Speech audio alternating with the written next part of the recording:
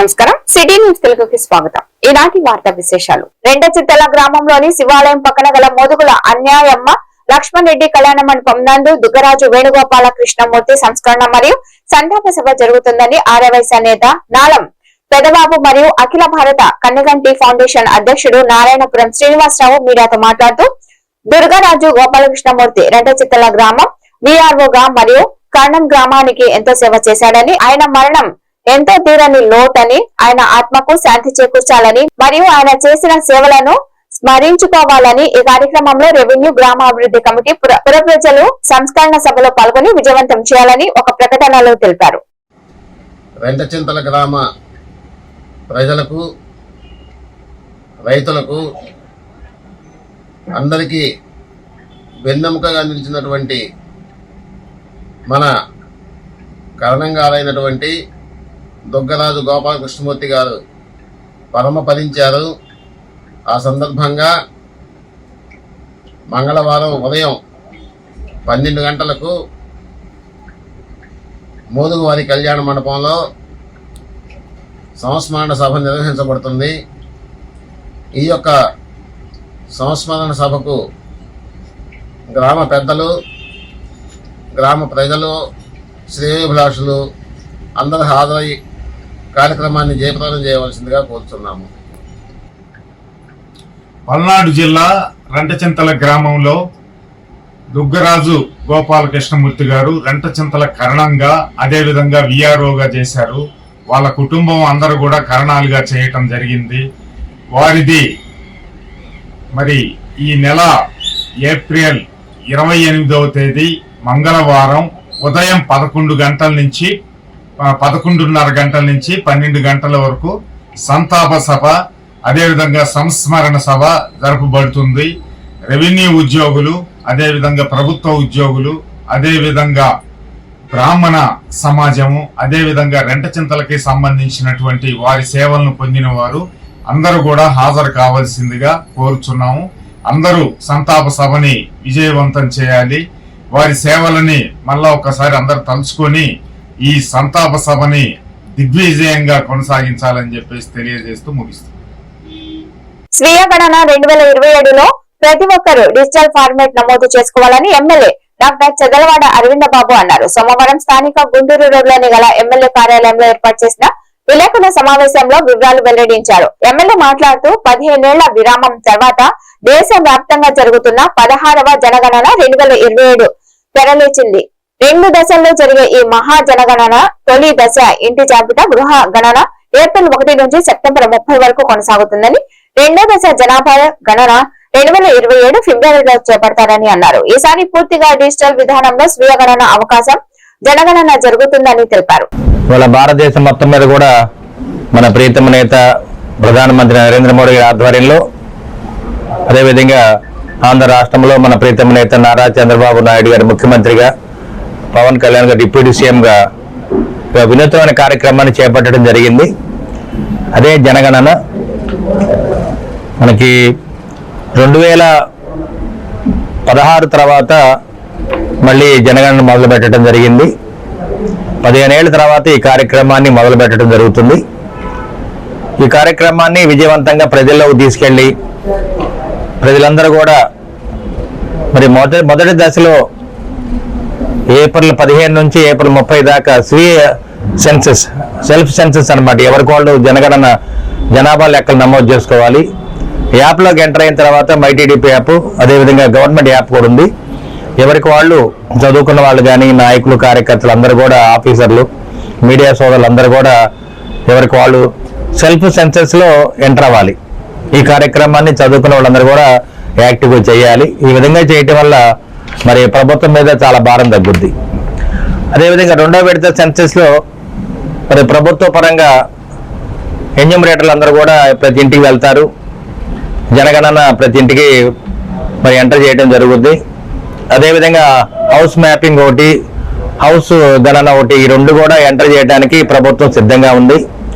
అంటే ఈ విధంగా చేయటం వల్ల ఇది డేటా ఎంట్రీ అనమాట. కొత్త రకంగా ఇంతకుముందు మాన్యువల్గా చేసేవాళ్ళం, ఇవాళ అయితే డిజిటల్ ఎంట్రీ అనమాట. డిజిటల్ ద్వారా వాటన్నిటిని కూడా ప్రతి వ్యక్తి యొక్క మరి ఆధార్ కార్డు నమోదు చేసుకున్నట్టు జనగణనలో ప్రతి వ్యక్తి పేరు నమోదు చేసుకుంటాము. వారి ఇంటి పరిసరాలు, సొంత ఇల్లు ఉందా లేదా, టీవీలు, ఫ్రిడ్జ్లు, కార్లు ఉన్నాయి లేవా, ఇవన్నీ కూడా పరిగణలో తీసుకుని అందరూ కూడా స్వచ్ఛందంగా ఎవరికి వాళ్ళ సమాచారం ఇవ్వాలి. ఈ విధంగా ఇవ్వటం వల్ల మన ప్రభుత్వ యొక్క పనితీరు కానీ, మన జీవన యొక్క శైలి కానీ, మన ఆర్థిక పరిస్థితులు కానీ ఇవన్నీ కూడా తెలియజేయడానికి ఇవాళ మరి జనగణన, మరి హౌస్ గణన ఇవన్నీ కూడా మొదలు పెట్టడం జరిగింది. దీన్ని ప్రతిష్టాత్మకంగా మరి ప్రజల్లో తీసుకెళ్ళడానికి మరి నర్సాపేట పల్నాడు జిల్లా హెడ్ క్వార్టర్లో నిన్న పైకే రన్ కూడా పెట్టడం జరిగింది. అంటే ప్రజల్లోకి దీన్ని తీసుకెళ్లి ఈ కార్యక్రమాన్ని సత్వరం అమలు చేయడానికి, స్పీడ్గా అమలు చేయాలని ఆ కార్యక్రమాన్ని మొదలు పెట్టడం జరిగింది. అందుకని నరేంద్ర మోడీ గారు, మన ప్రీతం నేత నారా చంద్రబాబు నాయుడు గారు, జిల్లా కలెక్టర్ గారు, ప్రభుత్వ అధికారులందరూ కూడా ఈ కార్యక్రమంలో చాలా యాక్టివ్గా పాల్గొంటూ ఉన్నారు. అందుకనే మన ఉమ్మడి కుటుంబ నాయకులు, కార్యకర్తలు, అదేవిధంగా మరి వైసీపీలో ఉన్న నాయకులు, కార్యకర్తలు కానీ ప్రతి రాజకీయ పార్టీలు, కులాలు, మతాలు, రాజకీయాలకు అతీతంగా అందరూ కూడా జనగణన కార్యక్రమంలో పాల్గొని దీన్ని విజయవంతం చేయమని ప్రభుత్వం నిర్దేశించడం జరిగింది. అందుకనే నారా చంద్రబాబు నాయుడు గారు ఈ కార్యక్రమం మీద దీన్ని విజయవంతం చేయడానికి రేపు మొదటి వారంలో కూడా ప్రత్యేకమైన అసెంబ్లీ సమావేశాలు పెట్టడం జరిగింది. ఈ జనగణన మీద ఎక్కువగా మన ప్రజల యొక్క ఆర్థిక పరిస్థితి, సాంఘిక సంక్షేమాలు, అదేవిధంగా గవర్నమెంట్ విడుదల చేసే సంక్షేమ కార్యక్రమాలు కానీ ఇవన్నీ కూడా అమలు చేయడానికి ఇదంతా కూడా పరిగణలోకి తీసుకోవాలని ప్రభుత్వం భావిస్తూ ఉంది. అందుకనే మీడియా సోదరులు అందరూ కూడా దీనికి అండగా ఉండాలి, దీన్ని ఎక్కువ ప్రజల్లో తీసుకెళ్ళాలి. ఇవాళ భారతదేశంలో దాదాపు 140 కోట్ల జనాభా ఉన్నారు. కనీసం జనగణన కూడా లేకుండా, ఒక ఐడెంటిటీ కూడా లేకుండా 3 కోట్ల మంది మరి సంచార జాతులు, డీనోటిఫైడ్ క్యాస్ట్లన్నీ కూడా జీవనం సాగిస్తూ ఉన్నారు. వీళ్ళందరూ కూడా సరైన పరిష్కారం చూపించే విధంగా, పరిష్కారం చూపించే దిశగా ఇవాళ ప్రభుత్వం ప్రయత్నం చేస్తుంది. కాబట్టి ఒక మంచి కార్యక్రమం. పల్నాడు జిల్లా ముఖద్వారం నర్సరావుపేటలోని SSNN కళాశాలలో ఈ నెల 29వ తేదీన బుధవారం మెగా జాబ్ మేళా నిర్వహించనున్నట్లు నర్సరావుపేట ఎమ్మెల్యే డాక్టర్ చదలవాడ అరవింద బాబు తెలిపారు. సోమవారమైన విలేకరుల సమావేశంలో మాట్లాడుతూ Andhra Pradesh state skill development corporation ఆధ్వర్యంలో జరిగే ఈ జాబ్ మేళా ఉదయం 9 గంటలకు ప్రారంభమవుతుందని తెలిపారు. ఈ కార్యక్రమానికి జిల్లా collector, RDO, DRO, skill development అధికారులతో పాటు రాజకీయ నాయకులు హాజరు కానున్నారు. 10వ తరగతి, inter, ITI, diploma, degree, BTech, pharmacy, PG వరకు చదివిన అభ్యర్థులు ఈ జాబ్ మేళాలో పాల్గొనవచ్చని, వయోపరిమితి 18 నుంచి 35 ఏళ్ల లోపు ఉండాలని, ఎంపికైన అభ్యర్థులకు నెలకు 15,000 నుంచి 1,50,000 వరకు వేతనం లభించే అవకాశం ఉందని ఎమ్మెల్యే తెలిపారు.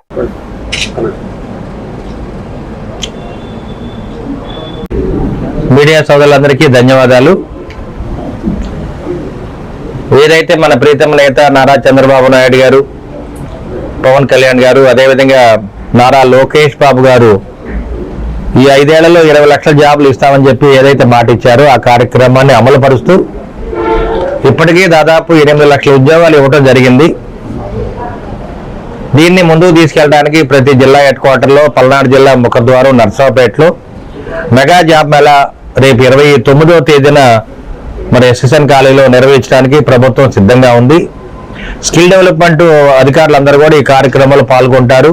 అదేవిధంగా కలెక్టర్ గారు కానీ, ఆర్డీఓ గారు కానీ, డిఆర్ఓ, అదేవిధంగా రాజకీయ నాయకులు, మీడియా సోదరులందరూ కూడా ఈ కార్యక్రమంలో పాల్గొని దీన్ని విజయవంతం చేయాలి.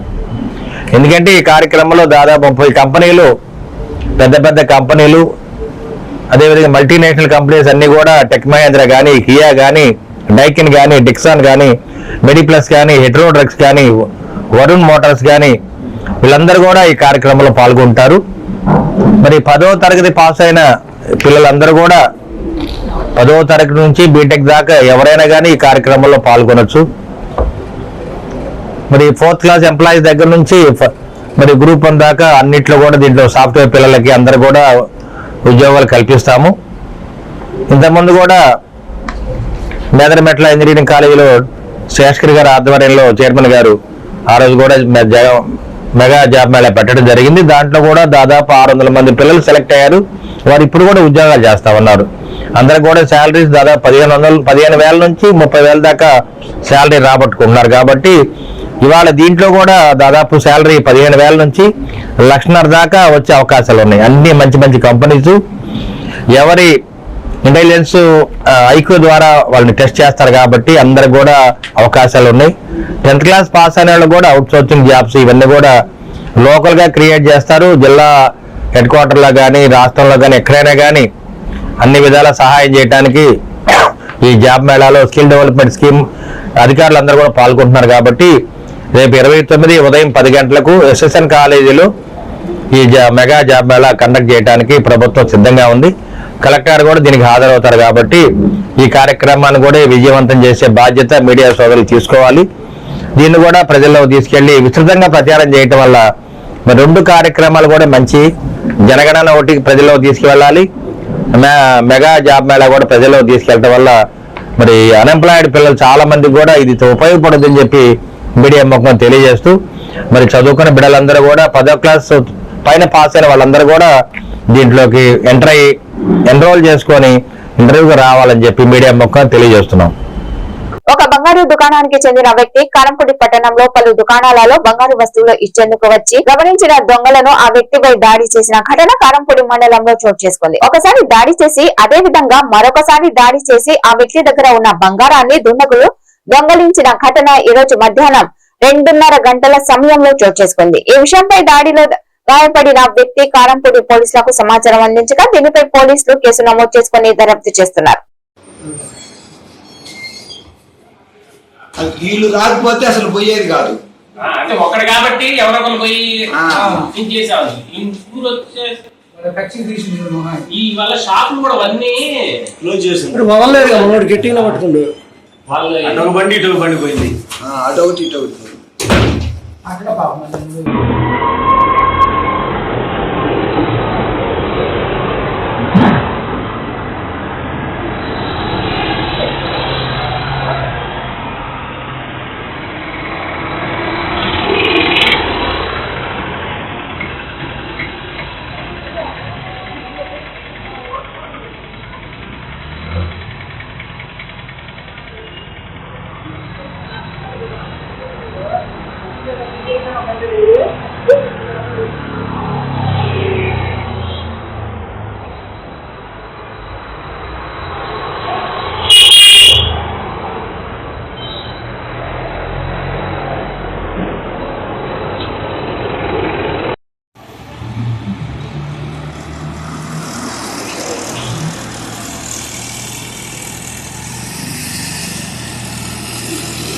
ఈ వార్తలు ఇంతటితో సమాప్తం. నమస్కారం.